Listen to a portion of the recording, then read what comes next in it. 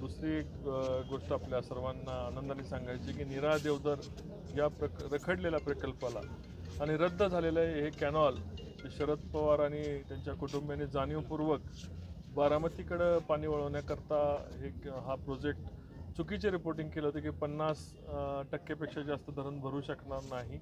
पण आदरणीय पंतप्रधानांना निवेदन दिल्यानंतर आणि देवेंद्रजी फडणवीस यांच्या मार्गदर्शनाखाली चुकीचे रिपोर्ट आता उघडकीस होऊन SLTCने आता त्याला मान्यता दिलेली आहे आणि धरणाचे जे पूर्वीचे चुकीचे रिपोर्ट आहेत ते रद्द करून आता नवीन 75% पाणी उपलब्धता असल्यामुळे या आता धरणाचे कालवे संपूर्ण माढा मतदारसंघामध्ये येतील.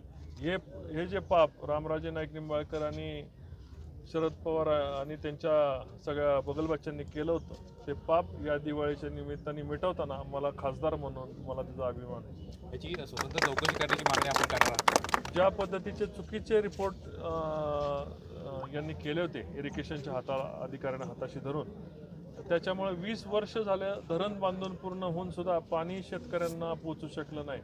आज जवळपास 1.25 लाख एकरापर्यंत हे पाणी पोचणार आहे म्हणजे जवळपास 50,000 हेक्टरपर्यंत हे पाणी पोचणार आहे. या 1.25 लाख शेतकऱ्यांचं गेले 20 वर्ष यांना पाण्यापासून वंचित ठेवण्याचा पाप रामराजे आणि शरद पवारांनी केलं होतं आणि ते पाप आम्ही धुवून काढण्यामध्ये आम्ही यशस्वी झालो. पंतप्रधान कार्यालयाला रामराजेंनी खोटी माहिती दिली असं आपण देखील मागाशी सांगितलं होतं.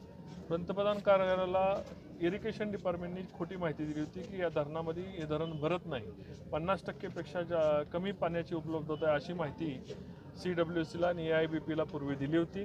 ती माहिती पंतप्रधान कार्यालयाने याची CWCला आदेश दिले होते हायड्रोलॉजी करा आणि त्याची हायड्रोलॉजी झाली आणि उघडकीस आलं की पूर्वीचा जो रिपोर्ट केला होता नीरा देवधरचा तो साफ खोटा आहे, चुकीचा आहे आणि बनावट आहे. तो रिपोर्ट आता रद्द करून नवीन पाणी जो पाणी 20 वर्ष झाले धरण पूर्ण क्षमतेने भरते त्यामुळे आता कॅनॉल पूर्ण करण्याकरताचा मार्ग आता खुला झालेला आहे. गुन्हा दाखल करण्याची मागणी तुम्ही करणार?